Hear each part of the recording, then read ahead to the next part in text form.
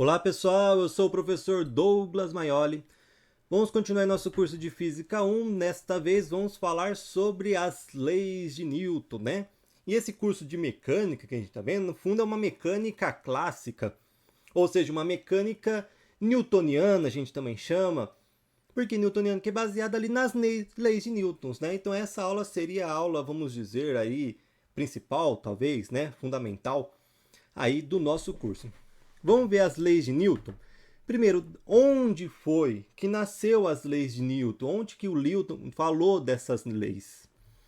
O Newton formulou essas três leis que a gente vai ver nesse curso e publicou aqui nesse livro, Philosophiae Naturalis Principia Mathematica, né? Traduzindo seria Princípios Matemáticos da Filosofia Natural. Ele publicou em 1687, ok? Onde ele formulou aí essas três leis, vamos dizer, básicas, fundamentais, esses três princípios da mecânica que a gente chama de clássica, né? Ou mecânica newtoniana. Tá, e quais são essas três leis? Vamos começar com a primeira lei de Newton, que a gente também chama de lei da inércia ou princípio da inércia. Que é o seguinte, ó. A primeira lei de Newton, também conhecida como princípio da inércia, afirma que todo corpo permanece em seu estado de o quê? Repouso ou em movimento retilíneo uniforme, movimento em linha reta, uniforme, variável, a velocidade constante, não varia, caso as forças que atuem sobre ele se anulem. Então, se não tem forças atuando em um corpo, ou se todas as forças que estão atuando se anulam, ou seja, a força resultante é zero, e então ele permanece no seu estado de movimento, ou seja, ele de repouso ou de movimento retilíneo uniforme. Então, ou seja, se você está em velocidade zero, que é o repouso, ou você está em movimento em linha reta, em velocidade constante diferente de zero, que é o MRU, e você não tem forças atuando em você, ou seja, as forças resultantes, a força resultante, ou seja, a soma de todas as forças que estão atuando sobre você é zero, quer dizer que você vai permanecer no seu estado. Se está em repouso, vai permanecer em repouso. Se está numa velocidade constante, vai permanecer naquela velocidade constante, indo linha reta. Tá? Isso explica, por exemplo, se você está num ônibus, quando o ônibus freia, o que você faz? Você é jogado para frente do ônibus. Por que acontece isso, você é jogado para frente? Porque você está numa velocidade ali do ônibus. E seu estado natural é você continuar naquela velocidade do ônibus. Quando o ônibus para, seu estado, a sua tendência é permanecer naquela velocidade. Por isso que você é jogado para frente. Você continua. Na verdade, você não é jogado para frente, né? É o ônibus que parou. Você continua naquele estado, naquela velocidade ali. Porque o ônibus está andando, uma velocidade. Tem alguma força que vai fazer ele perder aquela velocidade. Que é o quê? Que é a força de atrito ali do pneu com o chão. Vai frear. Né? Então aquela força de atrito vai fazer o ônibus perder velocidade. Só que você não está em contato com o chão. O que acontece? Você mantém aquele seu estado, aquela sua velocidade. E aí, para você parar, você tem que fazer alguma força, né? Seja usando o atrito do chão, do ônibus, seja segurando em alguma coisa, né? Aí você tem que usar alguma força ali para você parar ali também, junto com o ônibus, tá? E lembrando o seguinte, às vezes a velocidade é constante. Só que, além de você considerar a velocidade constante, o modo velocidade, você tem que pensar que a velocidade é um vetor. Então ela tem direção e sentido. Então, além do módulo, você tem que pensar que a direção e sentido também vai permanecer constante se a força resultante é zero.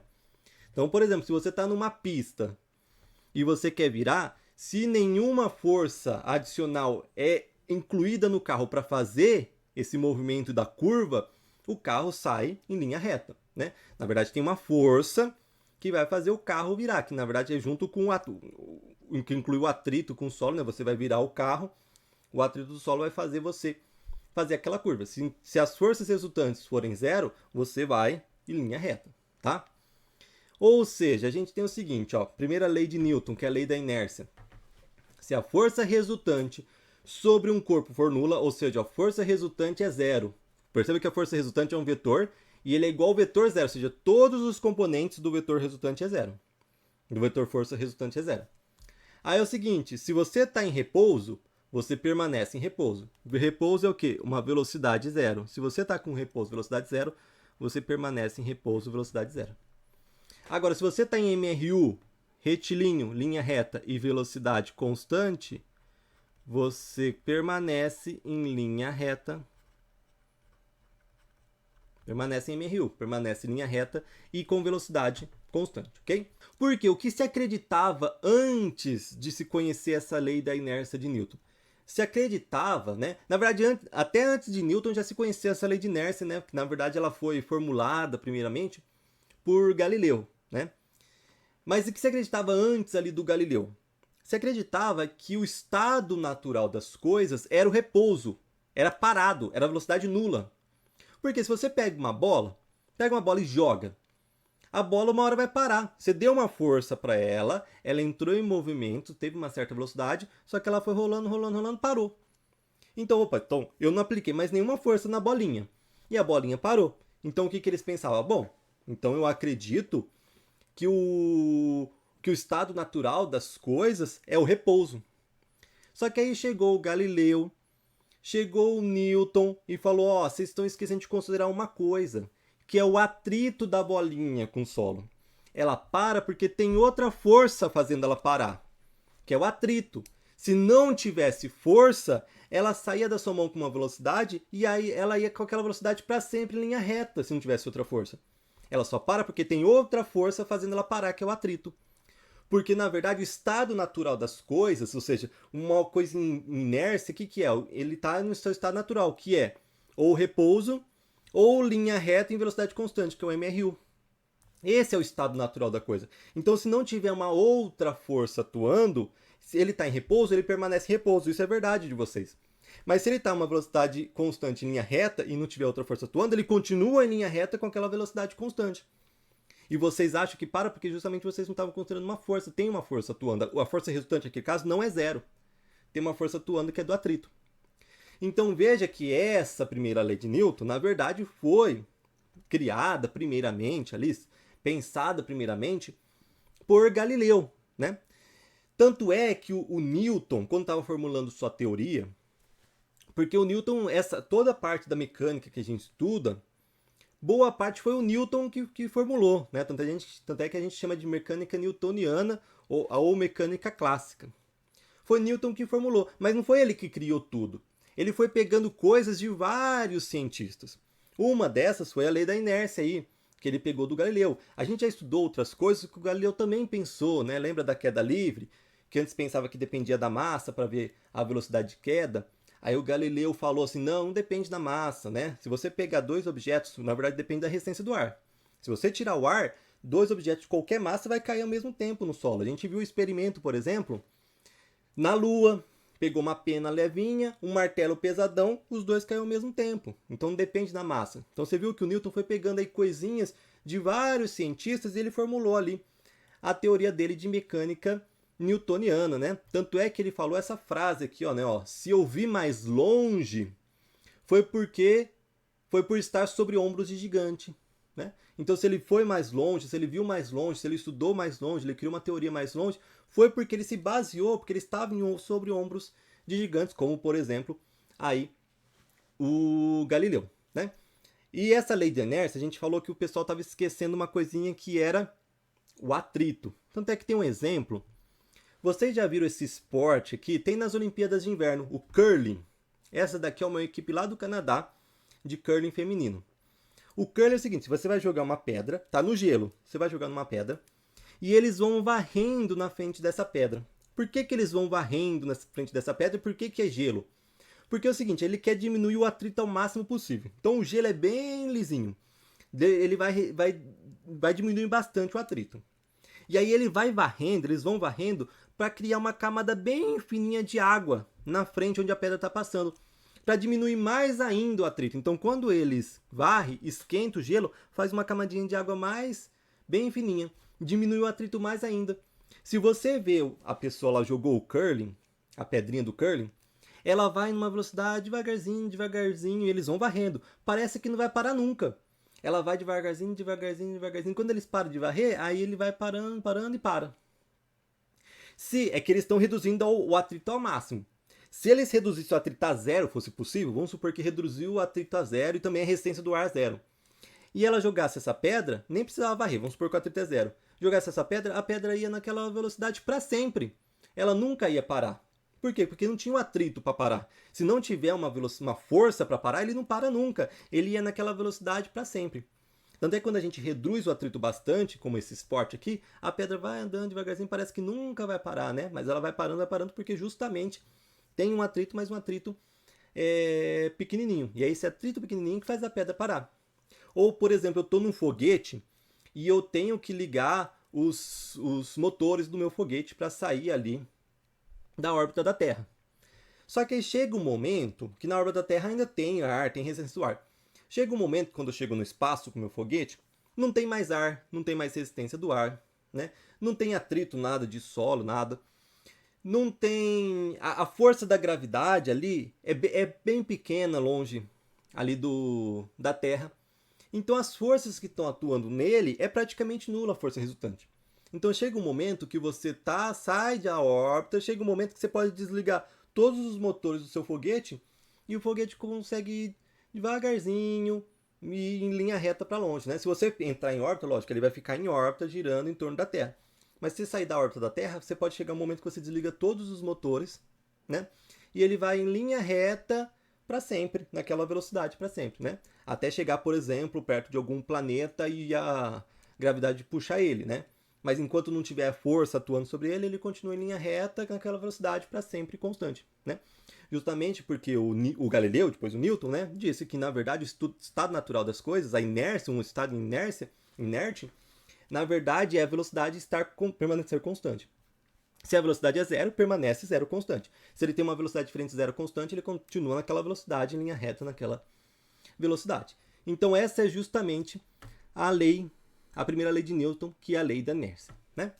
E aí, pensando nessa lei de Newton, tem um meme que se passa... eu vejo bastante, já vi bastante na internet esse meme que é o seguinte, ó, tem um casal, geralmente tem um casal se beijando, apaixonado, e o cara ou a mulher fala assim, ó, te amo com todas as minhas forças. Aí embaixo está escrito assim, a soma de todas as forças é igual a 0. E o Newton concluindo, então ele não te ama. Né? Mas isso daqui tá errado. Por que está errado? Porque nem sempre a soma de todas as forças é 0. Só se o objeto está em inércia. Ou seja, ou em repouso ou em MRU, velocidade constante. Se ele está em inércia, aí sim a força resultante é 0, a soma de todas as forças é 0. Mas se ele não está em inércia, a soma de todas as forças não é 0. Então nem sempre a soma de todas as forças é 0. Ok? Então esse meme aqui, na verdade, está errado. Nem sempre a soma de todas as forças é 0, né? Lógico, só se ele tiver, por exemplo, em repouso, aí o cara lá fala que te ama com todas as forças, mas aí ele fica em repouso, sabe? Não se movimenta muito. Ou ele fica sempre naquela velocidade, sempre daquele jeito, né?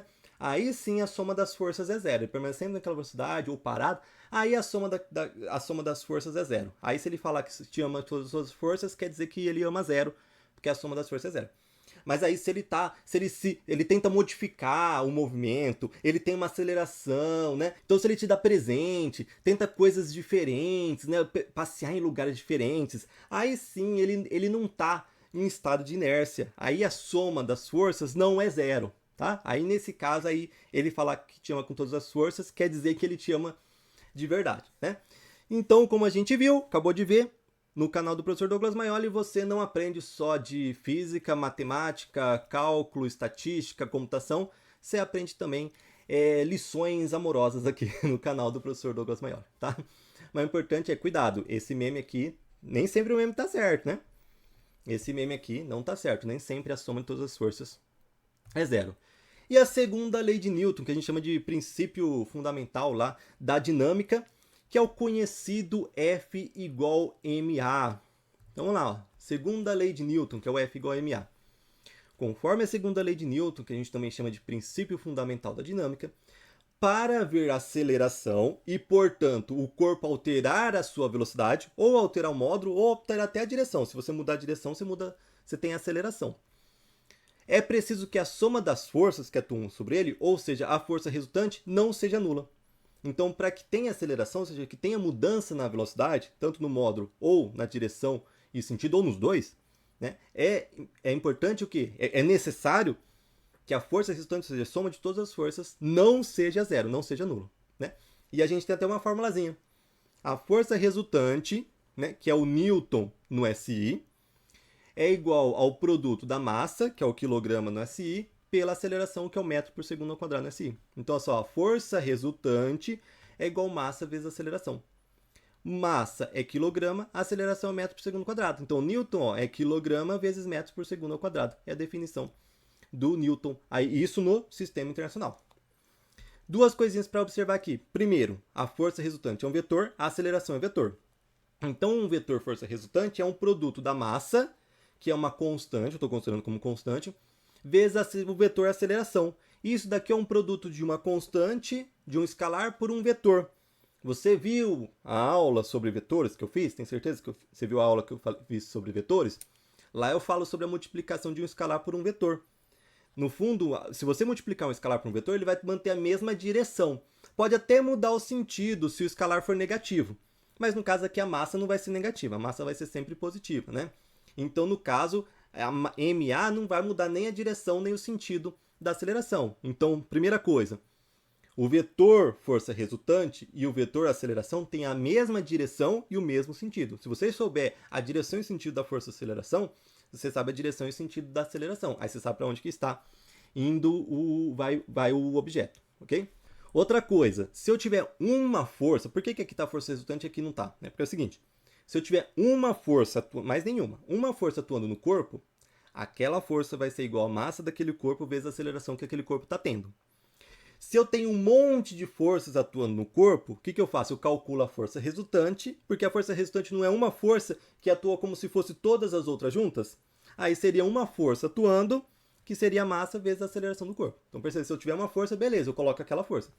Se eu tiver um monte de força, aí na lei de Newton, eu tenho que colocar, segundo a lei de Newton, eu tenho que colocar a força resultante. Então a força resultante é igual a massa vezes a aceleração, tá? Uma coisa que eu quero chamar a atenção é o seguinte, essa fórmula nem sempre é certa, ok? Ela não vale todas as vezes. Mas, professor, pera aí. Eu aprendi sempre essa fórmula, F igual a MA. Você acabou de explicar a fórmula e logo em seguida você joga uma bomba falando que essa fórmula não está certa. Que é o seguinte, ó. Essa fórmula não está certa, mas ela é uma super excelente aproximação para que o que ela se trata resolver. Por quê? O Newton não desenvolveu teorias, mudando algumas teorias que existiam antes. Ele falou assim, não, na verdade é isso, na verdade é isso. Newton, junto com Galileu, junto com outros cientistas. E aí criou a mecânica clássica, a mecânica newtoniana? Sim. Aí depois do Newton, a ciência não parou. Continuou evoluindo. Aí falou assim, opa, isso daqui, ó, esse caso da mecânica newtoniana, não serve para esse caso, não serve para quando acontece isso. E aí criou uma outra teoria, ok? Mais geral, que servia para mais casos, que foi a teoria da relatividade. Qual que é a diferença, né, da mecânica newtoniana e da teoria da relatividade? Eu posso fazer um vídeo, vou fazer um vídeo explicando os limites da mecânica clássica, da mecânica newtoniana, tá? Mas só para deixar mais claro é o seguinte, a mecânica newtoniana serve muito bem para casos em que a velocidade é menor, que a velocidade bem menor que a velocidade da luz. Por exemplo, a velocidade da luz é 300 mil km por segundo. Se você estiver tratando aí com velocidades menores que 10%, por exemplo, da velocidade da luz, você pode usar a lei de Newton já. O que é 10% da velocidade da luz? É 30 mil km por segundo. Então, qualquer carro, qualquer pessoa correndo, andando, tá? Que você for estudar o movimento dessas coisas, qualquer avião, você vai estudar o movimento, com certeza vai ser muito, muito menor que 10% da velocidade da luz. Vai ser muito menor que 30 mil km por segundo. Imagina 30 mil km por segundo. Nenhum carro, nenhum ônibus, nenhum avião chega nessa velocidade. Então, essas coisas que você vai estudar, você pode usar a mecânica newtoniana. Por isso que a gente aprende a mecânica newtoniana, tá? Agora, quando tem uma velocidade muito próxima da velocidade da luz, aí a gente já tem que mudar para a teoria da relatividade para fazer o estudo, né? Aqui pensando aqui no meme, como eu tô pensando muito em meme hoje, né? Acabei de mostrar. Tem um memezinho aqui, ó, né? O Newton aqui, ó, falando, ó, segurando um sabre de luz, né? Falando que a massa vezes a aceleração esteja com você, né? Massa vezes a aceleração a gente sabe que é força, né? Ou seja, que a força esteja com você, né? Mas eu acabei de falar que isso daqui não é totalmente certo. Então, como que é o que seria correto nessa afirmação aqui? F igual a ma, o que está errado, por que está errado e como que é o certo? É o seguinte, primeiro que o Newton nem definiu a força desse jeito, massa vezes aceleração, inicialmente. Mas ele considerava a massa constante. Então acabaria caindo nessa forma. Então essa forma aqui serve conforme ele enunciou no livro dele, tá? Essa fórmula cabe. Mas não foi desse jeito que ele enunciou, e essa fórmula só serve se a massa for constante. Só que a massa é constante se eu pensar na mecânica clássica. Se eu pensar na teoria da relatividade, a massa já não é constante. Então, como que o Newton enunciou e como que seria o correto para enunciar aqui a segunda lei de Newton? É o seguinte, ó. Primeiro a gente tem que falar do momento linear. Momento linear também é chamado de quantidade de movimento, tá? Então, o momento linear, também conhecido como quantidade de movimento, é uma grandeza física vetorial, também é um vetor, definida pelo produto da massa pela velocidade, tá? Como a massa em quilograma, a velocidade em metros por segundo, então o momento linear, ou seja, a quantidade de movimento, é quilograma vezes metros por segundo, tá? Então, olha só, o momento é o produto da massa vezes a velocidade. O momento é uma grandeza vetorial, a massa é uma grandeza escalar, por isso que não tem um vetor, e o v é uma grandeza vetorial, tá? Esse é o momento, definiu o momento. Momento é igual massa vezes velocidade. O Newton enunciou, na verdade, a segunda lei dele, falando o seguinte, ó.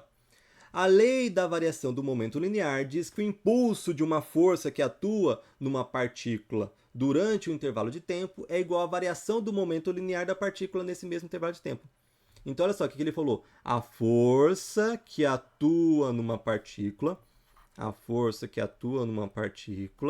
durante um intervalo de tempo é igual à variação do momento, no mesmo intervalo de tempo, ó, sobre um intervalo de tempo. Então, a força aqui, ó, num certo intervalo de tempo, é a variação do momento sobre a variação do tempo. A gente chegou a ver, lá na aula que eu falei de cálculo, que variação de velocidade sobre, tipo, ΔV, a gente não viu lá que ΔV sobre ΔT acabava virando a derivada da velocidade em relação ao tempo. Se eu quisesse, por exemplo, na aceleração instantânea, né? Então, por exemplo, se eu quiser a força num certo instante t, não no intervalo de tempo, num certo instante t, a gente vai fazer essa variação com o t tendendo a zero, né? Que acaba virando a derivada. Então, no fundo, fica aqui, ó. A força vai ser a derivada do momento em relação ao tempo. Foi isso que o Newton enunciou no seu livro. Ele falou o seguinte, ó, a força é a derivada do momento em relação ao tempo. Ok? Esse é o correto para a força. Tá? E foi desse jeito que ele enunciou. Só que eu não posso escrever, se a força é a derivada do momento em relação ao tempo, eu não posso escrever que a força é a derivada... O que é momento? Massa vezes velocidade? Da massa vezes a velocidade sobre o tempo? Não posso escrever desse jeito, ó. Porque o momento é massa vezes velocidade. Eu troquei o momento pela massa vezes velocidade. Então, a força é derivada da massa vezes velocidade sobre o tempo. Tá? Isso é verdade. Só que, se eu considerar massa constante, o Newton considerava massa constante? Considerava massa constante. Só que depois, na teoria da relatividade que veio, a gente viu que a massa não é constante. A massa depende da velocidade.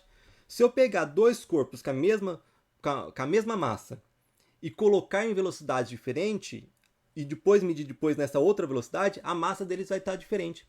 Porque quanto maior a velocidade que o corpo está, maior a sua massa. Tá? Se você chegar, por exemplo, por isso que é impossível chegar na velocidade da luz. Se você chegar na velocidade da luz, você precisaria ter uma massa infinita e, consequentemente, uma energia infinita. Por isso que não é possível chegar na velocidade da luz. Okay? Então, Newton considerava a massa constante? Considerava. Eu posso considerar massa constante? Posso, se eu estiver muito abaixo da velocidade da luz. Porque se eu estiver muito abaixo da velocidade da luz, a diferença da massa é tipo insignificante. Então vai ser constante. Eu posso considerar constante porque a mudança de 30 km por hora para 60 km por hora, a massa é zero praticamente. É insignificante. Eu vou ter uma diferença quando eles for lá muito perto, tipo 50% da velocidade da luz. Aí sim eu vou ter uma mudança significativa na massa, tá? Se eu estiver nas velocidades que eu trabalho, a massa eu posso considerar constante porque a diferença é insignificante. Então, se eu considerar a massa constante, aqui na derivada da massa vezes a velocidade sobre o tempo, a massa é constante, não depende da minha variável t. Então, eu posso tirar a massa para fora da derivada. Fica só a derivada de v em relação a t. Só que a gente já viu durante esse curso que a derivada da velocidade em relação ao tempo é o que? É a aceleração. Então, a gente tem aqui que a força é igual a massa vezes a aceleração, que é o que a gente conhece da segunda lei de Newton, tá? Então, olha só, o Newton enunciou desse jeito. Ele considerava a massa constante. Então, para ele é verdade que força é igual a massa vezes a aceleração.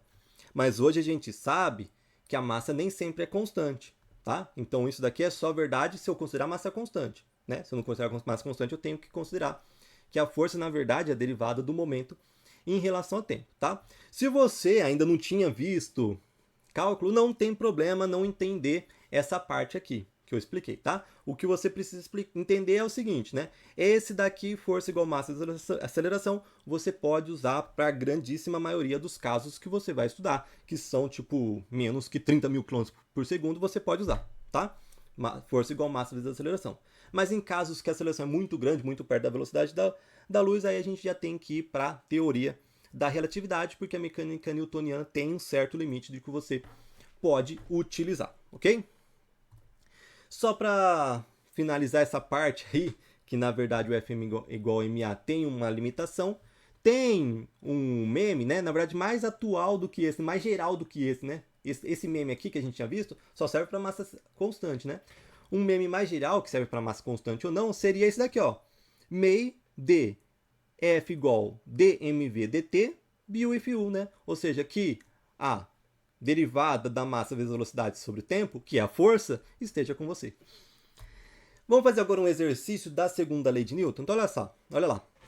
Ó, 30 newtons, 10 newtons de força, 10 kg, né? Então, ou seja, ele vai dar uma aceleração, uma velocidade bem pequena. Então a gente pode usar à vontade a segunda lei de Newton, né? A segunda lei de Newton fala o seguinte: força resultante é igual massa vezes aceleração, tá? Olha esse exercício aqui, ele deu a força 1 que é 10, ele deu a força 2 que é 30. E ele quer a aceleração, tá? A força resultante, nesse caso aqui, ó, vai ser o quê? O F1 mais o F2. Vamos pensar em módulo aqui, tá? Porque é o seguinte, o F1 e o F2 estão na mesma direção e mesmo sentido, né? Então a força resultante também vai estar nessa direção, nesse sentido, tá? A força resultante está nessa direção, nesse sentido. Lembra que duas forças, mesma direção, mesmo sentido, a força resultante vai manter a direção, aumentando esse sentido, e o módulo da força resultante vai ser a soma dos módulos, que é 10 mais 30. E 10 mais 30 vai dar 40. Então o módulo da força resultante vai ser 40 N, tá? Aqui, ó, a força resultante tem essa direção e esse sentido. Então, a aceleração também vai ter essa direção e esse sentido, tá? Falta saber só qual que é o módulo da aceleração. Então, vamos trabalhar aqui com o módulo. O módulo da força resultante vai ser a massa vezes o módulo da aceleração, tá? A direção e o sentido a gente já sabe. Força resultante a gente sabe que é 40. A massa a gente sabe que é 10, ó, 10. Falta a aceleração, falta dividir. 40 dividido por 10... eu vou encontrar a minha aceleração. 40 por 10 é 4. 4 metros por segundo ao quadrado. Como que você sabe que é 4 metros por segundo ao quadrado, professor? Bom, as forças estão em Newton, que é o SI, a aceleração vai estar no SI também. Ok? Esse exercício, tranquilo? Esse daqui, ó, a força 1 é 5 newtons, a força 2 eu não sei. Eu sei que a massa é 40, mas eu sei que a aceleração é meio, tá?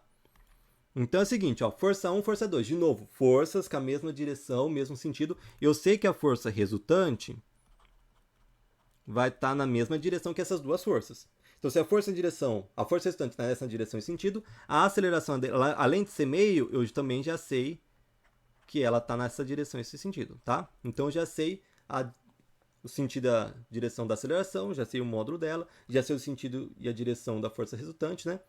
Falta saber, na verdade, qual que é o F2. Vamos começar? Ó, a gente não tem que força resultante é igual massa vezes aceleração, tá? Aí eu já sei, na verdade, os dois, a direção e o sentido dos dois, tanto da força resultante como a aceleração. Eu vou usar então agora os módulos, né? Então o módulo da força resultante vai ser a massa vezes o módulo da aceleração. Qual que é o módulo da força resultante? Eu não sei o F2, então a força resultante eu ainda não sei.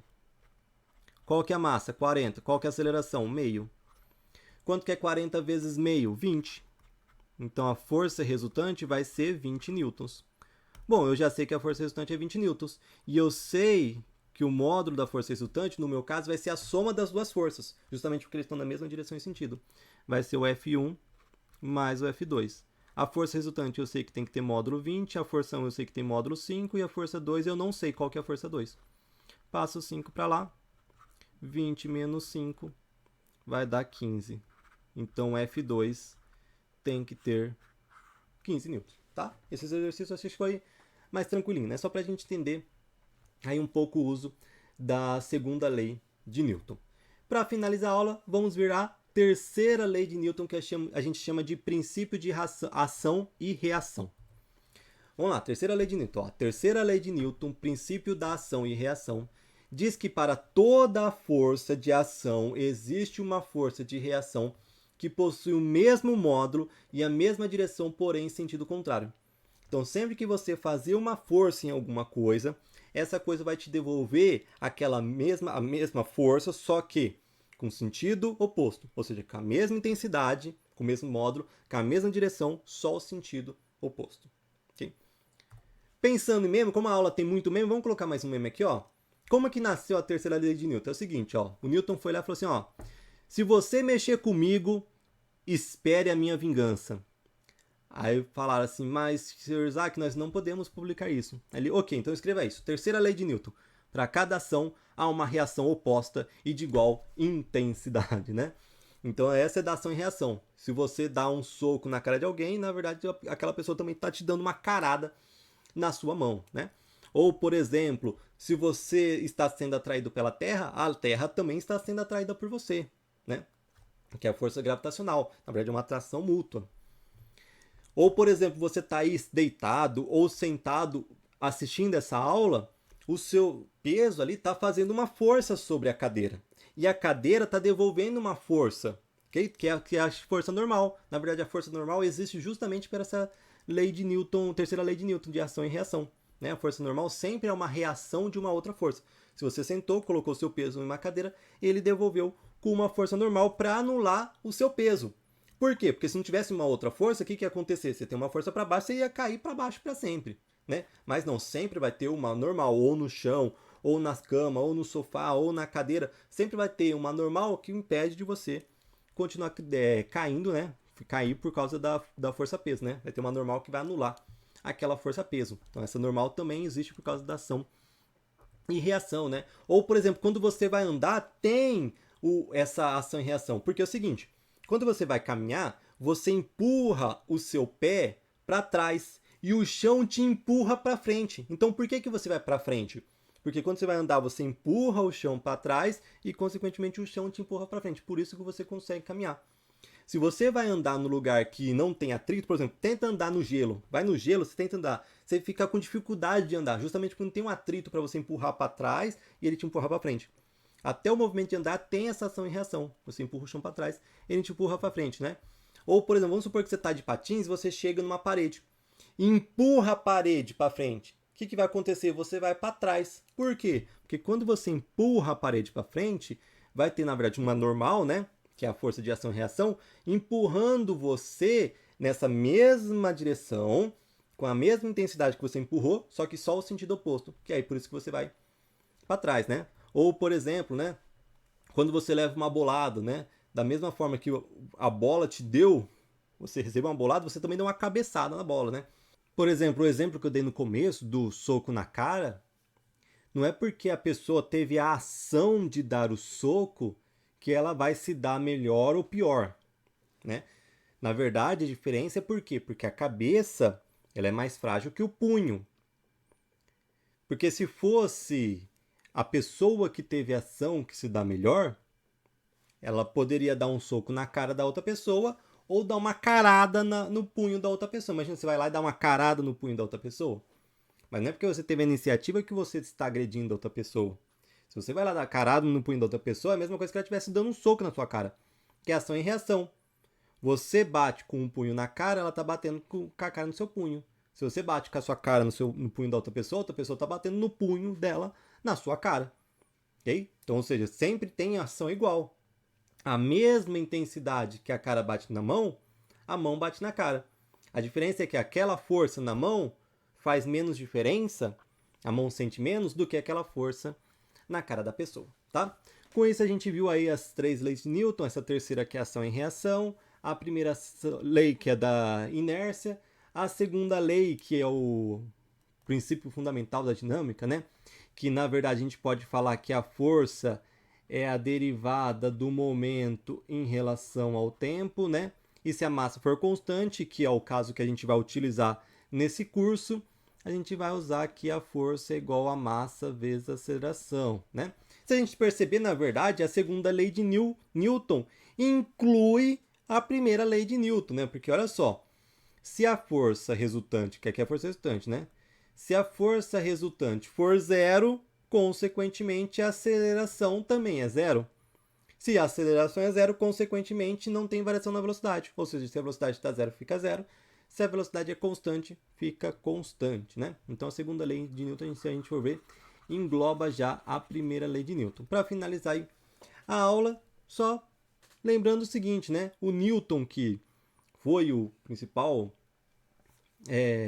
personagem aí do nosso curso de mecânica, né? Que a gente está estudando essa parte da mecânica clássica, mecânica newtoniana, ele também foi um dos principais personagens do cálculo, né? A gente viu que teve 2 criadores do cálculo, que foi o Leibniz e o Newton. Eu falei que o Leibniz era matemático, quem fez o curso de cálculo. O Newton já era mais físico, né? Tanto é que ele desenvolveu as teorias dele de cálculo, foi para os estudos de física dele. E a gente está vendo agora esses estudos de física que precisavam de cálculo. Olha, a força ele definiu como a derivada do momento em relação ao tempo, o espaço é derivada a velocidade é derivada do espaço em relação ao tempo, a aceleração é derivada da velocidade em relação ao tempo. Veja que vai precisando nessa mecânica clássica alguns conceitos de cálculo. Então ele precisou criar esses conceitos de cálculo justamente para criar agora que a gente está vendo essa parte da física que ele estava estudando que necessitou do cálculo. Ok? Espero que vocês tenham gostado da aula. Abraços e bons estudos a todos.